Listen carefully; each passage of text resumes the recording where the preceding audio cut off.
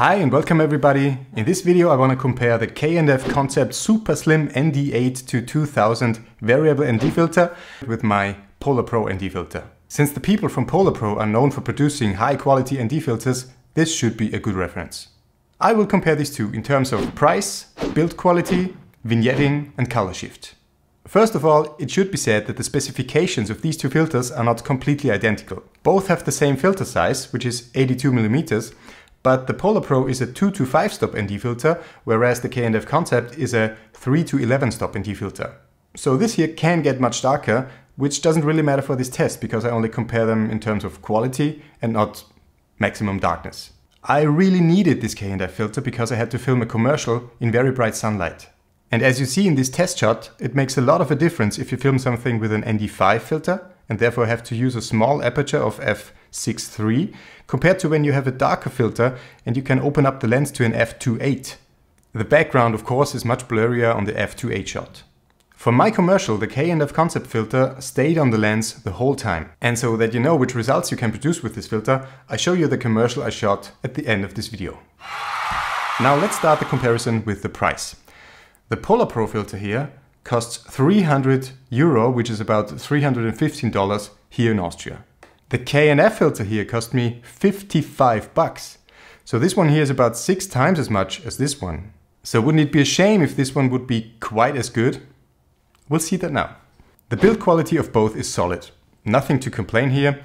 The PolarPro has one big advantage in my opinion, which is it has stops at the lowest and maximum position. The K&F filter doesn't. It only has markers here that show you in which range the filter works and should be used. If you turn the ring further than that, which you can, your image is being destroyed by that ugly X pattern that's introduced. Here you can see that very well. So you really have to take care that you only use the filter in the range it was designed for and have an eye on these markers. The grip you need to have to turn the filter is good on both filters. Nothing rattles or shakes, although the PolarPro makes a bit of a noise when you pull a bit on the rings and turn them. It's a $300 noise.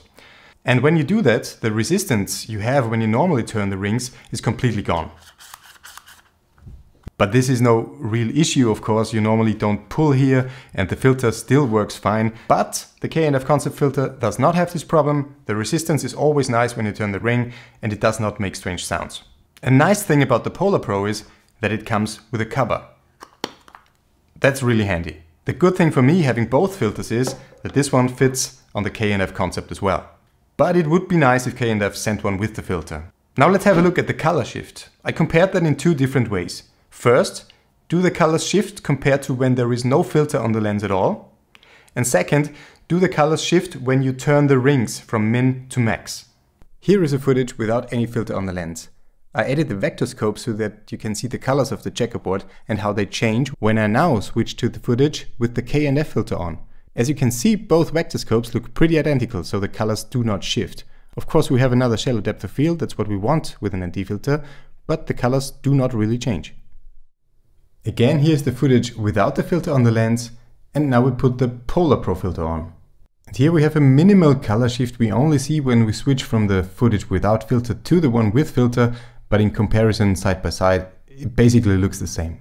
To be honest, this color shift test compared to when there is no filter on the lens does not really matter to me, because when I put the filter on the lens, I make a quick white balance and this corrects the color shift immediately, so I'm working with a perfectly balanced image from then on.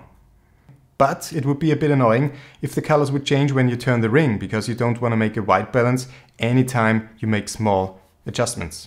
And that's not the case, as you can see. When I turn the ring, of course, the image gets darker and therefore the saturation gets lower, but the orientation of these lines stays the same, so the colors don't change. Now my last test is about vignetting. To make that more visible, I filmed an evenly blue sky. Here is what it looks like without any filter on the lens. We see that the sky is equally exposed from left to right, and that's how it should be. When we put the K&F filter on, we can definitely see some vignetting in the corners. The line on the Luma waveform drops on the left and right, and it's not as even as without the filter. Then I put the PolarPro on, and the result really surprised me. We could definitely see vignetting, but an inverted one. Definitely the center is darker than the edges. But I would say both filters don't produce extreme vignetting, so the footage is still usable in normal situations. Maybe if you have to film a person in front of a solid color background that should be completely even, then the effect might be noticeable. And here's some quick information about those who want to know how the numbers 8 to 2000 relate to the stops the filter reduces the light. Well, since every stop is a reduction to half of the amount of light, you can easily calculate that by doubling the ND number for every stop of reduction. ND2 is one stop. By doubling this value for every stop, you have about an ND 2000 for 11 stops, like this filter. As a conclusion, the K&F is a pretty good filter in my opinion, and I will definitely use it in very bright conditions because there are no visible drawbacks to the much more expensive PolarPro. Now, as promised before, I show you the commercial I shot with the K&F filter. Have fun and see you again in the next one.